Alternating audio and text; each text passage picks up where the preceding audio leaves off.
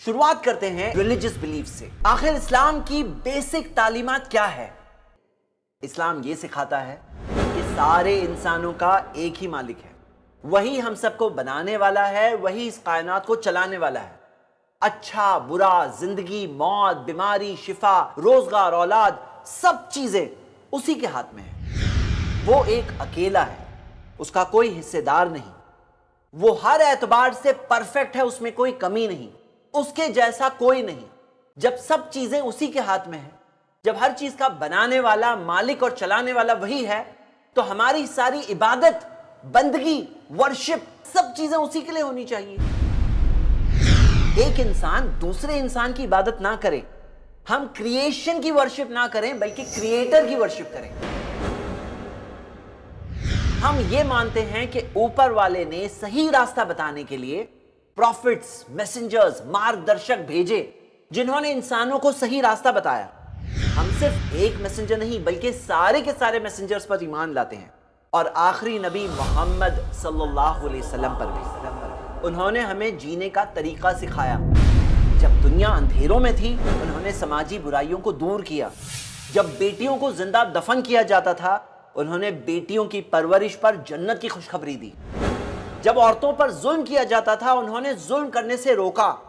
جب عورتوں کے کوئی فینانشل رائٹس نہیں تھے، انہوں نے انہیں پراپرٹی رائٹس اور فینانشل رائٹس دلوائے۔ غلاموں کے ساتھ تو جانوروں سے برا برتاؤ کیا جاتا تھا، انہوں نے غلاموں کو حقوق دیے، غلاموں کو آزادی کا راستہ دیا۔ دشمن تھے لوگ، ایک دوسرے کے ساتھ جنگیں لڑا کرتے تھے، انہوں نے انہیں بھائی بھائی بنا دیا۔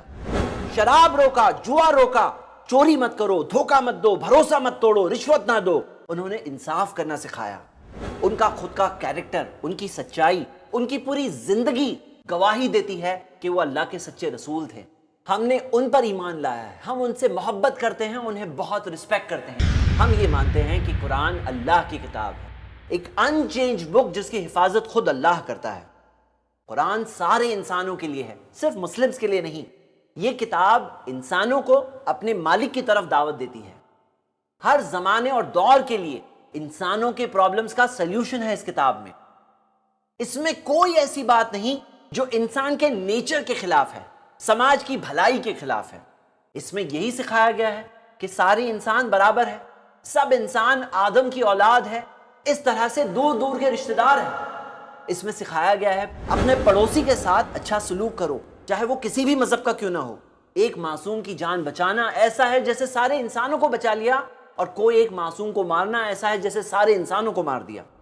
یتیموں پر ظلم نہ کرو، رشتہ داری قائم کرو، ماں باپ بوڑھے ہو جاؤ تو انہیں اف تک نہ کہو، کوئی برا بھی کرے تو اس کا اچھا کر کے جواب دو۔ ہم نے اس کتاب پر ایمان لایا ہے۔ ہم یہ مانتے ہیں کہ مرنے کے بعد زندگی ہے، ہم سب کو زندہ کیا جائے گا اور پورا پورا حساب کیا جائے گا۔ جس نے ہمیں پہلی بار بنایا اس کے لیے پھر سے بنانا کوئی مشکل بات نہیں۔ ایک دن ہے قیامت کا دن، جس دن سارے انسان اپنے مالک کے سامنے کھڑے ہوں گے، ترازو میں ان کے کرم تولے جائیں گے۔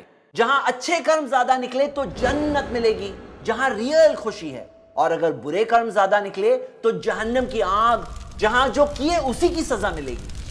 کوئی ہمیں دیکھ رہا ہے یا نہیں دیکھ رہا ہے، اوپر والا ہمیں دیکھ رہا ہے اور ہمارا حساب تیار ہو رہا ہے۔ اور قیامت کے دن چاہے اللہ کا حق ہو یا بندوں کا حق ہو، ایک دوسرے پر پورا پورا انصاف کیا جائے گا۔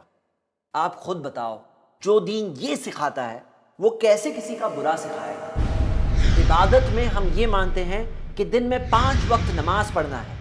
جو شخص سچے دل سے اپنے سر کو اپنے مالک کے آگے جھکا دے، اس میں گھمنڈ نہیں ہو سکتا، وہ لوگوں کے ساتھ برا نہیں کر سکتا۔ اس کی نماز اسے روکے گی برائیوں سے، اس کی نماز اسے روکے گی بے حیائیوں سے۔ جب کندھے سے کندھا ملا کر لوگ کھڑے ہو جاتے ہیں تو ان کے بیچ کوئی اونچ نیچ نہیں رہتی۔ ہم یہ مانتے ہیں کہ جس کے پاس پیسہ ہے اسے اپنے مال کا 2.5% زکوٰۃ کے طور پر غریبوں کو ہر سال دینا ہے۔ ہم یہ مانتے ہیں کہ سال میں 1 مہینہ ایسا ہے جس میں ہمیں پورا دن روزہ رکھنا ہے، تاکہ جس چیز سے غریب لوگ روز گزرتے ہیں، اس چیز سے ایک بار جب 1 مہینہ ایک انسان گزرے گا وہ ان کے اس درد کو خود محسوس کر سکتا ہے۔ ہم یہ مانتے ہیں کہ جس کے پاس پیسہ ہے اسے حج کرنے تو جانا چاہیے، جہاں سارے انسان چاہے امیر ہو یا غریب ہو، بادشاہ ہو یا فقیر ہو، وہی لباس میں ہوں گے، اور وہ اسی کعبے کا طواف کریں گے. اس گھر کے رب کی عبادت کرو, یہ بات انہیں سکھائی جاتی ہے. آپ خود بتاؤ کہ جو مذہب یہ ساری تعلیمات دیتا ہے, کیا وہ مذہب کسی پر بھی ظلم یا ناانصافی کرنا سکھا سکتا ہے؟ ضرور کمنٹس میں بتائیں. میوچل انڈرسٹینڈنگ پر قائم ایک اچھی سوسائٹی بنانے کے لیے, نفرتوں اور غلط فہمیوں کو دور کرنے کے لیے اس ویڈیو کو ضرور شیئر کریں.